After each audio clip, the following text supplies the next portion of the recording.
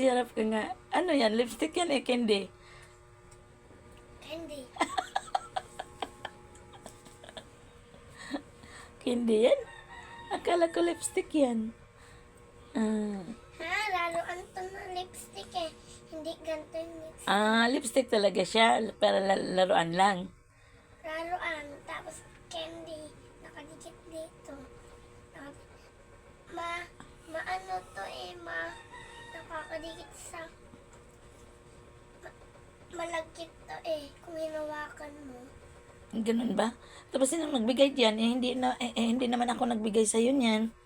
Hindi, si kuya sabi niya, yung kagahapon, yung kagahapon, hindi, may candy ka. Binigay sa iyo yan. Sino bumili nga eh? Hindi ko alam. Ata sa malayo yan eh. Malayo yun. Paano yun nabili dun?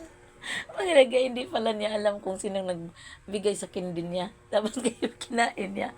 Ay, si Tito Brian nagbigay niyan eh. Si kuya